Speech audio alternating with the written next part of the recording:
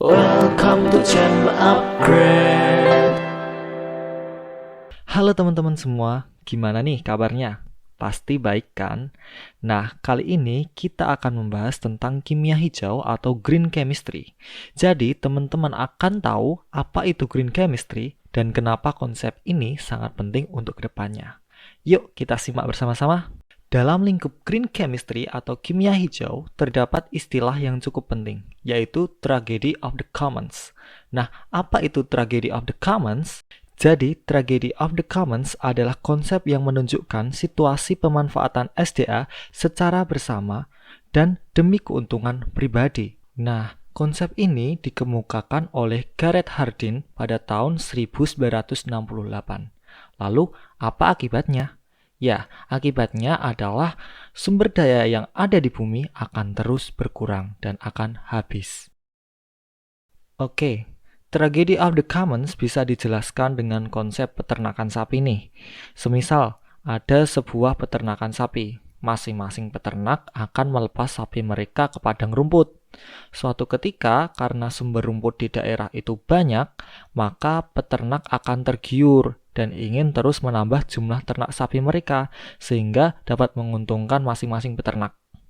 Akan tetapi, suatu saat ketika sapi ini semakin banyak, maka jumlah rumput yang ada akan segera berkurang, karena jumlah sapinya berlebih.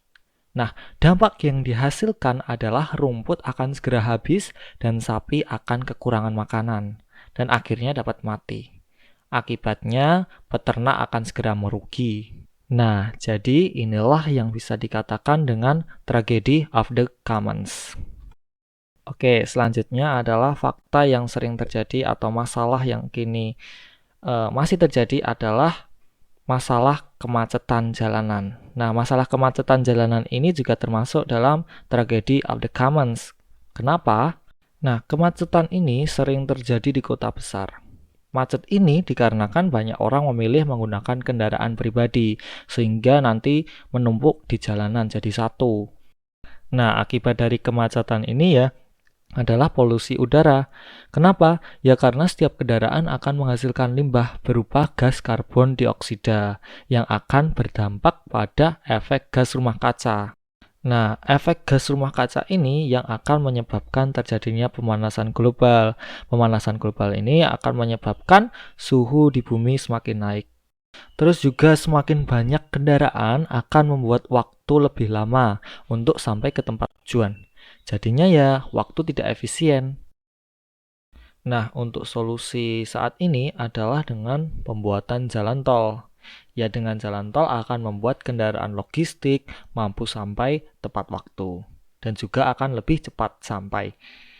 Nah, jalan tol ini bisa menjadi masalah baru. Kenapa? Ya karena semua kendaraan pribadi bisa beralih ke jalan tol, sehingga ya sama saja dapat menyebabkan kemacetan.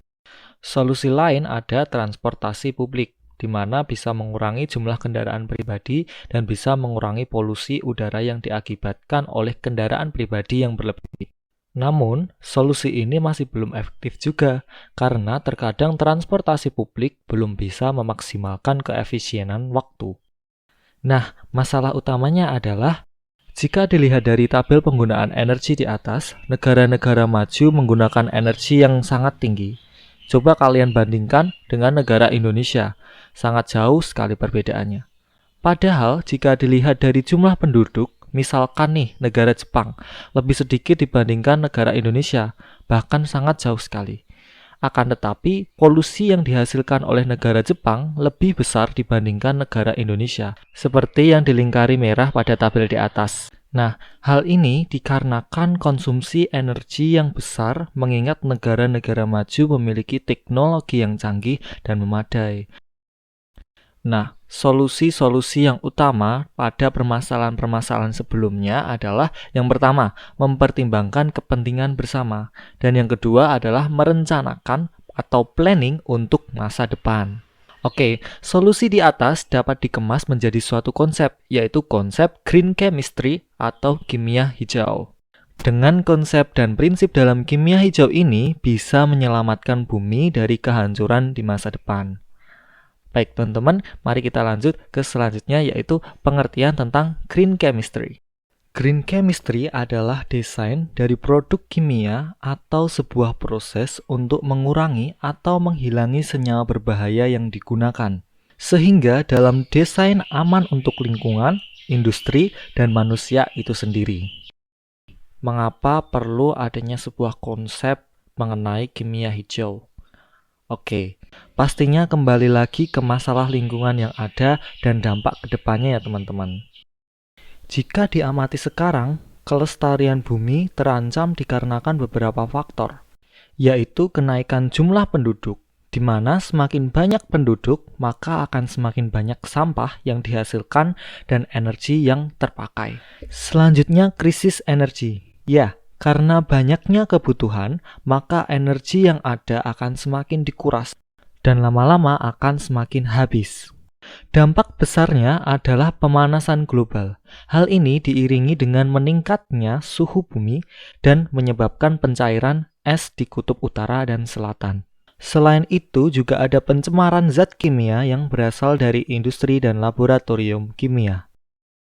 Pencemaran lingkungan berasal dari beberapa sumber. Baik, yang pertama adalah industri. Industri ini dapat menyebabkan pencemaran air, yaitu ketika limbah dibuang ke sungai dan menyebabkan air sungai terkontaminasi. Pencemaran air akan menyebabkan tanah di sekitarnya akan menyerap air dari sungai dan membuat tanah terkontaminasi juga. Dan ujungnya tumbuhan yang hidup juga akan terkontaminasi. Ada juga pencemaran udara yang dihasilkan dari industri. Itu berasal dari cerobong asap pabrik yang lepas begitu saja, sehingga membuat lepas ke atmosfer dan membuat lapisan ozon semakin menipis. Sumber pencemaran selanjutnya adalah transportasi. Coba teman-teman bayangkan nih, seluruh dunia pasti mengalami kemacetan, dan terutama di kota besar, memakai mobil atau kendaraan pribadi. Nah, berapa banyak gas karbon dioksida yang dihasilkan dan lepas ke udara? Tentunya sangat banyak sekali ya teman-teman. Nah, hal ini tentunya akan berbahaya bagi kesehatan lingkungan serta makhluk hidup. Selanjutnya ada sampah domestik.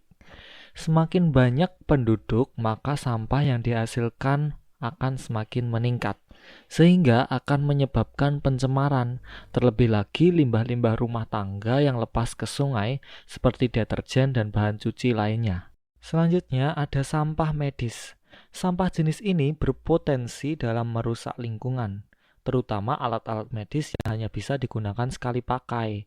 Nah, sampah medis ini melonjak semenjak tahun 2020 dikarenakan adanya pandemi COVID-19.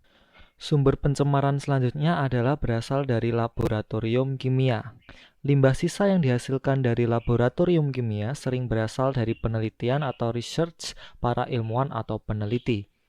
Limbah kimia yang lepas ke lingkungan sangatlah berbahaya, terutama dengan senyawa-senyawa kimia yang bersifat toksik, seperti N-heksana, juga senyawa-senyawa organik lainnya. Nah, yang terakhir adalah berasal dari pertambangan. Pada proses pencucian batu bara sering menghasilkan limbah cairan dan lepas ke lingkungan. Nah, limbah yang lepas ke lingkungan ini sangat berbahaya dan dampaknya akan semakin besar dan mempengaruhi ekosistem yang ada di lingkungan tersebut. Nah, untuk dasar dari green chemistry sampai di sini dulu ya teman-teman. Terima kasih semuanya. Oke, jika teman-teman ingin lanjut ke prinsip-prinsip kimia hijau, maka bisa cek di video selanjutnya atau di channel ini. Jangan lupa subscribe, like, dan komen di channel ini. Terima kasih teman-teman semua. Selamat belajar.